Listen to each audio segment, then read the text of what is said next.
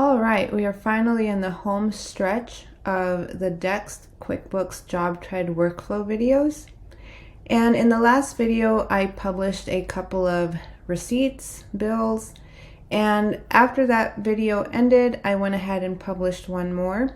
I'm gonna just walk through that one really quick. So this one was a supplies invoice, and this one is for roofing supply. And we see that we have the date of purchase, the due date. We had a default product or service, even though we split this up, which I'll show further down. We had our customer as James Tyler Roof. And you will see that in the description, I did put the total amount for the shingles, for the roofing nails, and what that adjustment discount was. I will explain that a little bit further as to why I did that. Going further down, we're publishing this to a bill, and you will see that I did split this up into line items. I'm going to click on edit line items so we can see how this is all mapped.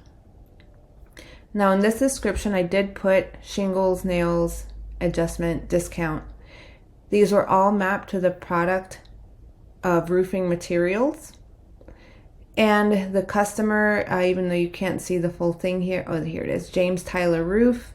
It does say it's a sub-customer of that location, which is in turn a sub-customer of James Tyler, the customer, in QuickBooks.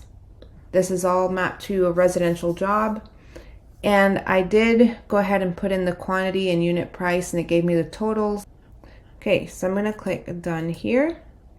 And we're going to see where all this information flows through so that you understand why I did what I did with the description up here. So I'm going to go to JobTread. So this did make it into QuickBooks, which then fed it into JobTread. Now on the JobTread side, here is my bill. If I open it up, then you see that each line item in here does show the description that I put for each line item over in Dext.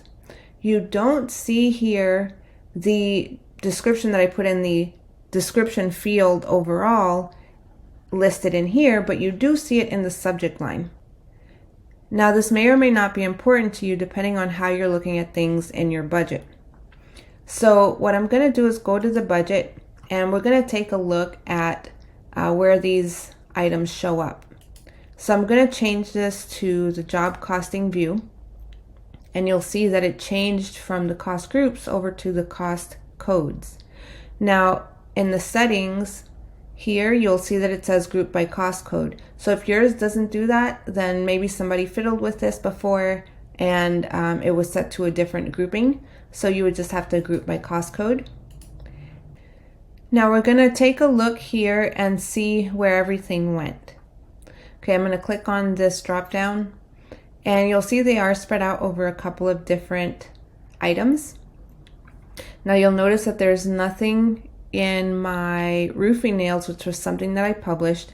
And the reason that happened is because my roofing materials, product and service is mapped to the cost code and cost type combination of roofing plus materials.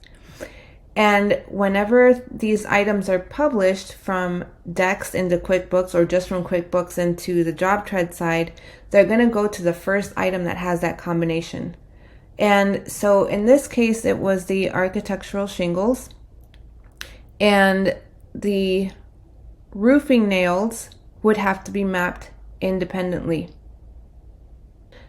But that's only if I wanted to get that granular, where I wanted to see my costs for each line item individually. Now, if all I care about is the cost code, then in that case, I'm probably not going to worry about mapping that $45 over to the line item for roofing nails.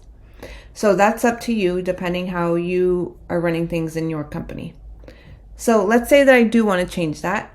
Then I'm going to go over to reports. And in reports, this is what I want to show you. That what shows up here for you to be able to determine what was in this bill is the information in the subject line. And so that's why I added that additional information in the Dext side before publishing. So now I know the $1,200, I do want that to go to the architectural shingles line item. The $45 for the nails is this amount here. Then I can click on this and choose roofing nails. Now that will be with the appropriate line item. Now this discount, I could put it to either one. In this case, because the shingles is a larger amount, then I'm just going to leave it with the shingles. So with any item that's in here, if it did not publish to the correct line item in your budget and you want it to be that granular, then this is where you go to change that. I'm going to go back to the budget now, and you'll see that now there is this cost associated with my roofing nails. I can also see what specific receipts or bills are part of this amount by just clicking on it. And it will show me that I have a roofing supply bill, and it has an item for $1,200 and a discount of $100. Same with all of these. I can click on it and it will show me all of the individual bills or line items associated with that. We'll also go ahead and take a look at our documents list. That's another place where we can see items that have been published from Dext into QuickBooks and then over into JobTread. And you'll see that both of these bills are still open. So before I do anything with them, I'm going to go into my QuickBooks bank feed, and you will see that each of these items has something matched to it. And I mentioned this in the previous video, but I'm going to mention it again because it's so important. Whenever we publish these items and this transaction comes through in the bank feed, we want to make sure to match them, because if we create this expense separately in the bank feed, then you are going to have a duplicate, one from the bank feed and one published from Dext, or one published from JobTread, depending which side you're publishing from. So this first one, I'm just going to go ahead and match. That is not tied to a job, so that won't show up anywhere in JobTread. This second one, I'm going to go ahead and match from the QuickBooks side so you can see what happens on the JobTread side. So I'm going to hit match on that, and I'm going to go to my dashboard here, and you'll see that it is already marked as paid. So now if I go back to my documents, you see that it says paid. This other one, I am going to record payment from the JobTread side. And I will say today's date, we are now at April 1st. Oh, well, actually, in the bank feed, it is March 14th. So I will go ahead and go back to that. March 14th, method, I'm going to put cash, and that's it. Okay, and I'm going to apply this payment and save. And so now it's marked as paid on the JobTread side. And I am going to refresh my QuickBooks. And now you'll see that this changed from the match found from bill to bill payment.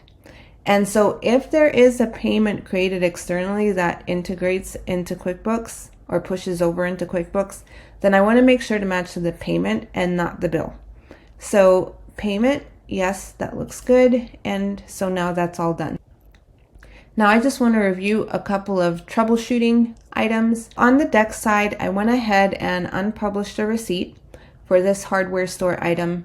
And although it's not tied to a job or project in here, we're just going to hypothetically say that this is for job 1007, which is a brand new job on the JobTread side.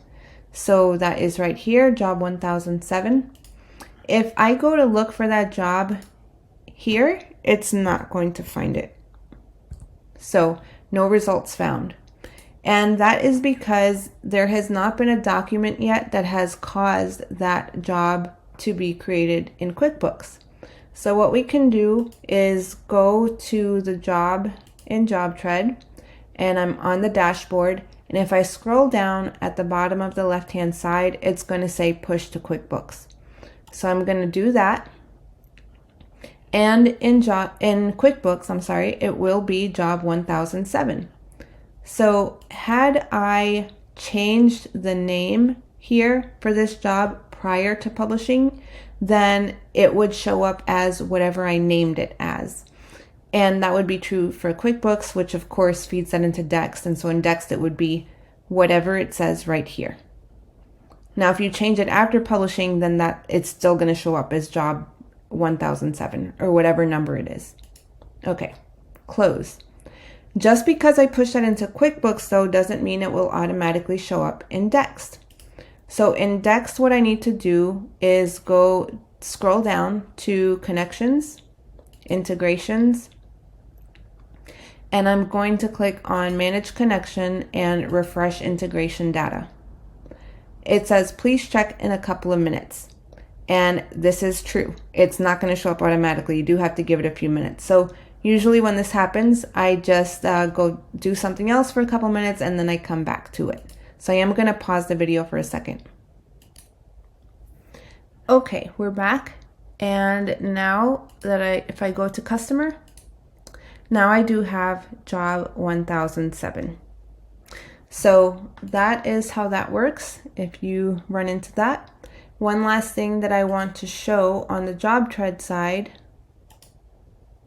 in the budget here, we did take a look at this in the job costing view, which groups things by cost code. So this would be a consideration because currently there's not a way to group by cost code plus cost type by that combination. You can filter that way, so I'll show you what that looks like. So here in the settings, you would group by cost code and then filter by cost type. Let's say material, I'll do equipment rental since I know I only have one. And so that would be the only roofing equipment rental cost that's in here. But I cannot group by the combination of it. So if you want to be able to look at that quickly, that may be a reason why you may want your cost codes to be roofing material, roofing subcontractor, roofing equipment rental, etc. So that would be the only thing. Hopefully in the near future, JobTread will have that functionality built in, and in which case then using this default cost code and cost type method will be just fine if you want to see things that way.